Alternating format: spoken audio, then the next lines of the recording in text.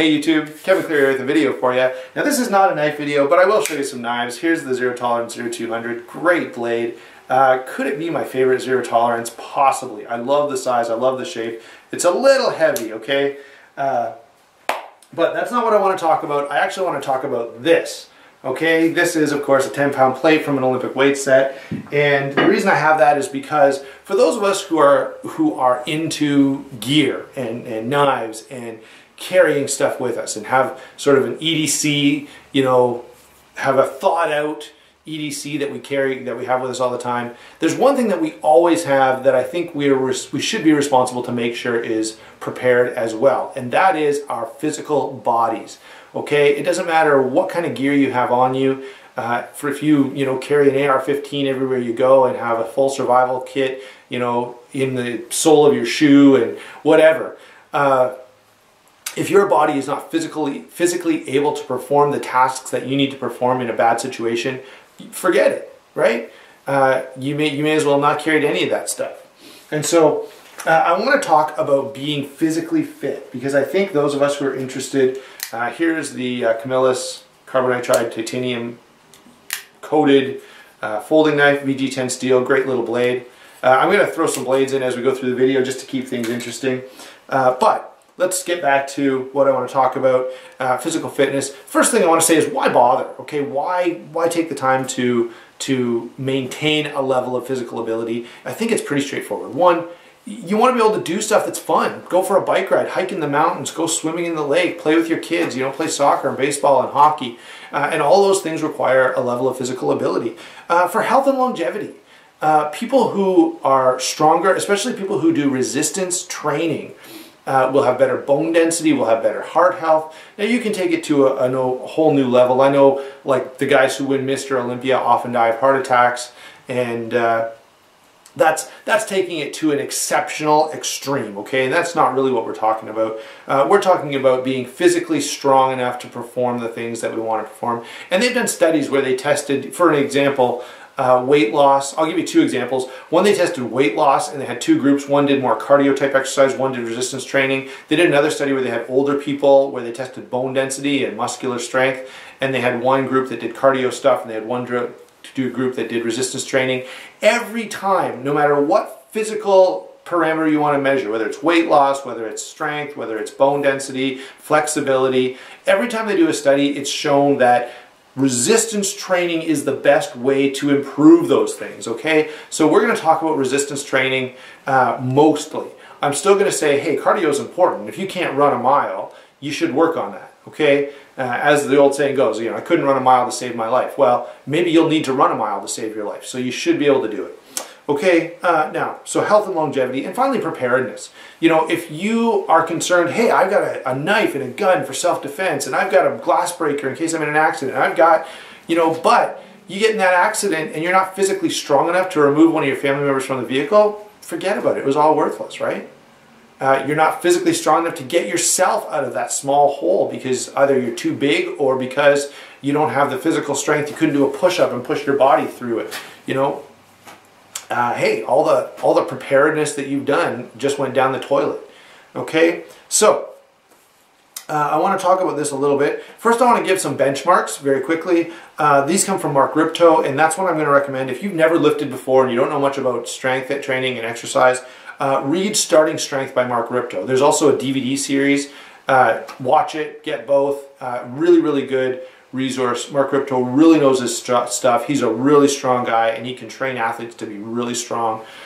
So that's a great resource if you're to get you started on that. Maybe you already know. Maybe you read Starting Strength years ago, and that's great. Good for you. Maybe you're into fitness, but you never read Starting Strength. I would still challenge you to read it. It'll really change the way you think about training and about building muscle and about performing exercises. And it'll show you how to do maybe exercises that you weren't used to doing, but you'll be able to do them safely and effectively.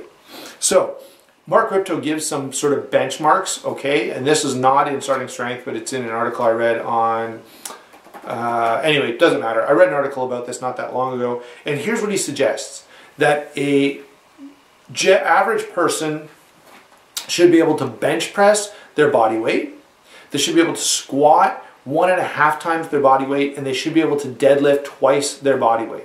Okay, so let's say you weigh 200 pounds. That's what I weigh, so that makes it really easy math, right? I should be able to bench press 200 pounds. I should be able to squat 300 pounds, and I should be able to deadlift 400 pounds. Now, I'm very close to all of those numbers, so I'm pretty happy. And I'd like to be maybe a little bit stronger. I'd really like to squat maybe 450. I'd really like to squat 400 pounds. That would be awesome. I have squatted 300 pounds before. Anyway, let's move on. I'm pretty close to those numbers. So by that measurement, I'm okay. Now, I will say this. When you start training, you will want to go a little further, okay? I obviously bench press more than 200 pounds, and I want to bench press more than 200 pounds. Really, I'd like to bump all of those numbers up by about 100. I'd like to be able to bench press 300, squat 400, and deadlift 500. That would be a pretty cool ability to attain. In addition to that, you should be able to run about a mile, okay? I recently read a book in Runner's Weekly. You know, this is a magazine for hardcore long-distance runners. I don't subscribe to it, but I was in the doctor's office, and they apparently a big trend in the running world right now is running a mile. And so the article laid out the benefits of running a mile. If you run a mile, one, it doesn't take a lot of time, so you can fit that into your schedule pretty easily. Two, if you can run a mile, you can often push that out by, you know, a mile is about 3 kilometers. I guess a mile is about 1.6 kilometers. So if you can run a mile, you can often finish a 5K. You know, if you train all the time running a mile, maybe do it twice a week, and a 5K race comes up in your town, you can probably enter it and finish, you know, in the middle of the pack. You'll be okay.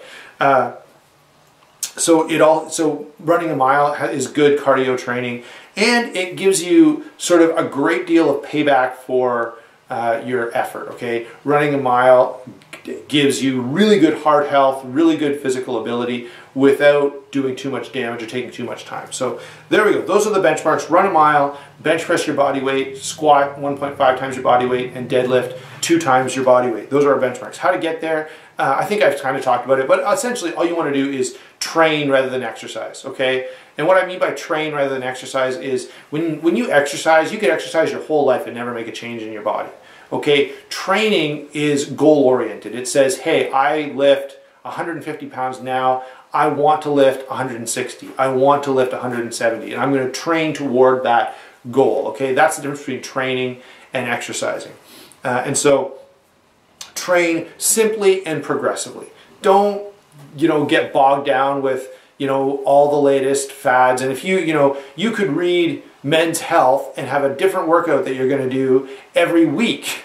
Don't do that, right? You'll never make you'll never make measurable progress. If you're going to try to get stronger in the bench press and bench press progressively. So if you're going to, let's say you start out bench pressing 100 pounds, next week, work toward 105, then work toward 110, then work toward 120, then 125, then 135, then 200 pounds, then 300 pounds. You know, work toward goals.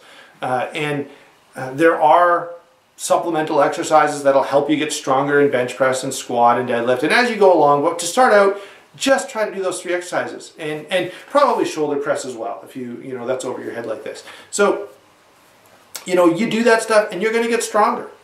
Okay, you're going to be more physically able. The next time, if you squat on a regular basis and if you start squatting and you say, hey, I'm going to do squats as part of my workout every week, all of a sudden you will not believe you're going to bend down to pick up a chair, or you're going to have to lift something or help somebody move, and you're going to go, whoa, this is so much easier. What happened? And it'll be because you're doing your squats, okay? One of the things that Mark Ripto says, if you're not squatting, you may as well not bother lifting. And it's because a squat is a quintessential strength exercise. It's just your whole body. It's a very good measurement of physical strength and ability.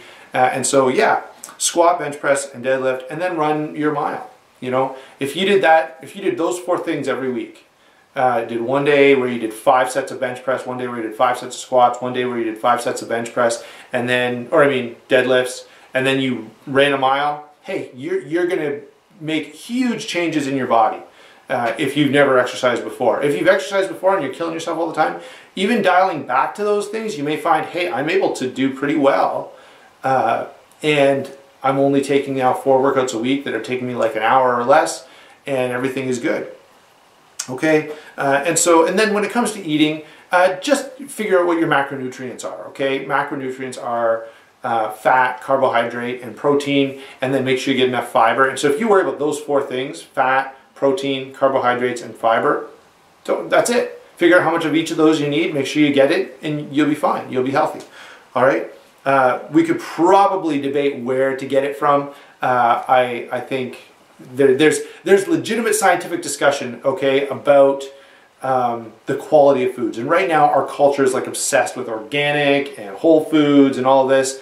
If you get your macros, that is, you get the right amount of protein, the right amount of carbohydrate, and the right amount of fat, and you get it all from McDonald's, you'll probably be fine. Science is more and more pointing to the fact that macros are what matter. Okay? Now, you'd be hard-pressed to do it at McDonald's, right? You would likely be getting too much fat and too much carbohydrate. But maybe if you skipped the fries and took the bun off the burger once in a while, you could hit those numbers. But anyway, I don't want to get into a whole discussion. But I do want to point out, by the way, one more thing, that animal fat is not bad for you. Okay? That's important. In fact, again, as they're researching this stuff, they're finding out that it may be the fact that we're using synthetic fats, vegetable fats, and replacing animal fats with those synthetic fats. That may be one of the reasons that North America is so obese, where animal fat, natural fat, is what our bodies have been used to consuming for thousands of years. It's what we've, kind of grown on as a species. And so not going to be bad for us, very likely. As long as, again, it's in moderate amounts. As long as you're hitting your macros, okay?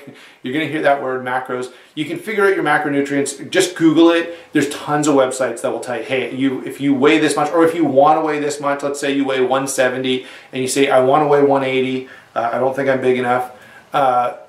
Say, hey, I want to weigh 180. What are the macros I should be eating? How many grams of protein, how many grams of carbs, and how many grams of fat? And there's tons of websites that'll tell you that, okay? All right, so that's my whole thing. In order to make this interesting, if you watched all the way to the end, let's check out some knives. Here is my Sprint Run Para 2. I called it the wrong name in the last video. I don't know what was going through my head. This is S35 VN. And I think I was looking at the knife, which meant I had to look at the number, and just something else came out of my mouth. So who knows? Para 2, let's see, here's a SOG Aegis, great cool blade. It does have some blade play, which is super annoying.